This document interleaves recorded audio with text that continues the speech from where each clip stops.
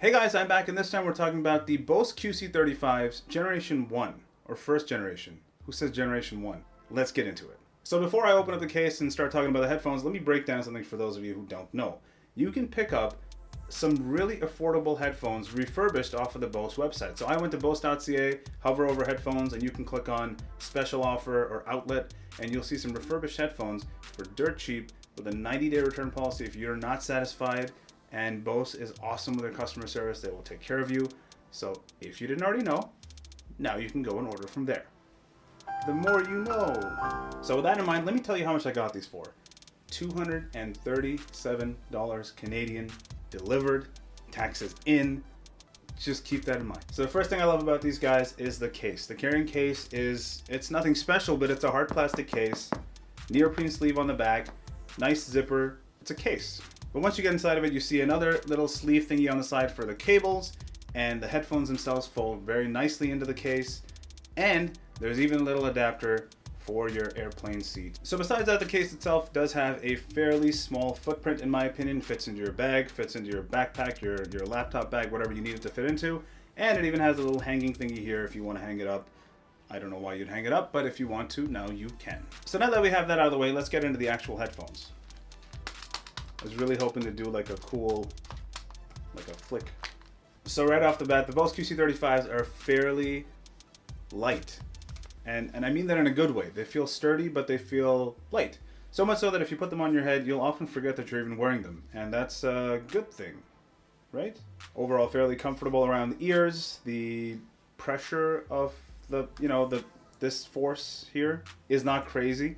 It's good. So the ear cups also do articulate into a few different positions. They kind of fold down for packing away, and technically you could fold them up like this, which is probably not good for the finish, but hey, you can fold them up like this. Pairing with the headphones is a breeze. You've got Bluetooth, you've got NFC. It's even got a little 2.5mm to 3.5mm adapter that comes with it, or cable, I should say. So in case you run out of juice, you can easily plug them in. And actually, can you plug them in if they run out of juice?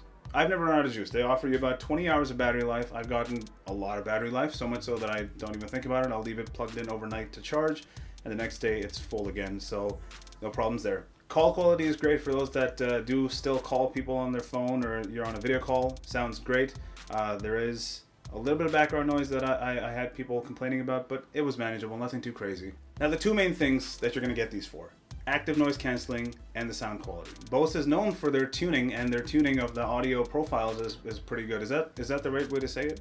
Basically, you're not going to get the super duper muddy bass for hip hop, and you're not going to get like the crazy high frequencies like pop. Should really look into this stuff before I record these videos. But what I mean to say is the mids sound great. Most of the music that you listen to will sound more than good enough, and I think given the price and given the fact that they have active noise cancelling and they sound good, makes them a pretty awesome buy. So the noise cancelling, let me talk about that real quick. They're not the greatest. They're not as good as Bose's latest and greatest offering of headphones, but they're good. If you're sitting in an office setting, you will easily be able to ignore everything around you, phones ringing, what have you, but it's definitely not as good as the latest offering from Bose or even the AirPod Pros. But anyways, enough of the good. Let's get into some of the bad. And it's a short list. I mean, again, keep in mind you're buying these headphones that are a couple of years old. You're only paying $237 Canadian delivered with taxes. So take this with a giant grain of salt. Number one con, and that's just the nature of the headphones, they are around ear. So they go literally around your ear, which means that it will typically cause your ears to get warm. Now, if you, like me, like to do a lot of cardio, obviously lying, then they will make your ears super hot. The other downside about these guys is because, as I mentioned earlier, the gripping force around the ears is not the greatest. If you lay down, maybe when you're using these, let's say on a bench for bench press or something like that, they tend to be a little top heavy and they'll fall off. The next biggest downside about these guys is definitely the micro USB charging port. Now again, these are older headphones, so at that time this was cutting edge. It was a standard. Micro USB is ubiquitous. But if you have a pair of these, you'd keep your micro USB cable inside of the carrying case so you're never too far away from it. But again, 20 hours battery life. The other and last little con to these headphones is not the build quality, but the design. Now I understand that the form fits function and they're designed such that the ear cups can fold down into like almost a fold down position. But what ends up happening is a little tiny piece of cable gets exposed from the actual little connection there, and that makes sense. I mean, for them to be able to fold, you need to have slack in the cable that's running throughout the headband. So I don't know, I feel like that might be over time a failure point. But again, are you really going to keep these for the next 10 years? Probably not. Will they last 10 years? Yeah, probably.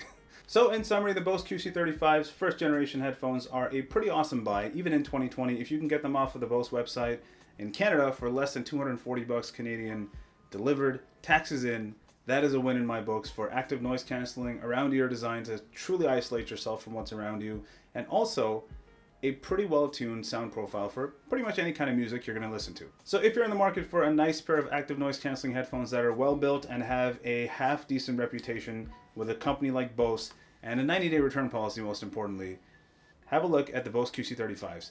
Thanks so much for watching, guys, and I will see you next time. Oh, wait, I'm also making a video on the newer, awesome higher-end Bose headphones, the 700s, HU7 700s. Subscribe!